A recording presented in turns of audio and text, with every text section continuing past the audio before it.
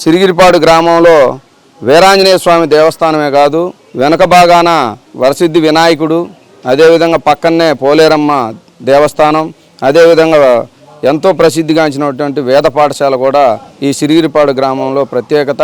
అంతేకాదు అదే రామాలయం కానీ, శ్రీ పోతులూరు వీరబ్రహ్మేంద్ర స్వామి దేవస్థానం, శివాలయం, కనకదుర్గమ్మ గుడి, ఇలా ఈ గ్రామంలో ఎన్నో విశిష్టమైన దేవాలయాలన్నీ కూడా పుణ్యభూమిలాగా మాకు సిరిగిరిపాడు గ్రామం ఉంది.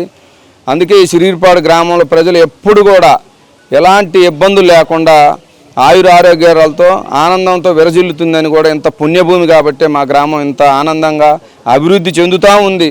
ఈయన పూజించడం మొదలుపెట్టినప్పటి నుంచి దినదినాభివృద్ధి జరుగుతూ ఉంది. పిల్లలు కూడా మంచి చదువులు చదువుకున్నారు, విదేశాల్లో కూడా వెళ్ళి మంచిగా ఉద్యోగాలు చేస్తూ గ్రామాన్ని అభివృద్ధి పదంలో నడుపుతున్నారని కూడా చెప్తున్నాం. అదేవిధంగా రాజకీయంగా కూడా మా ప్రాంతం మా ఊరు చాలా అభివృద్ధి చెందుతూ ఉంది.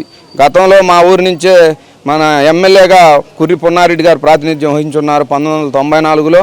ఆయన తర్వాత అందరం కూడా ఆయన వారసత్వంగా శివారెడ్డి కానీ ఇటు మేము కానీ గ్రామాన్ని ముందుకు నడుపుతూ ఉన్నాం. గ్రామంలో ఎటువంటి ఇబ్బంది వచ్చినా సరే, ఏ విధమైన కష్టాలు వచ్చినా సరే మేమందరం దగ్గర కూర్చొని పెద్ద మనుషుల సహకారంతో పరిష్కారాలు జరుపుతూ గ్రామాన్ని అంచెలంచెలుగా ముందుకు తీసుకెళ్తున్నాం.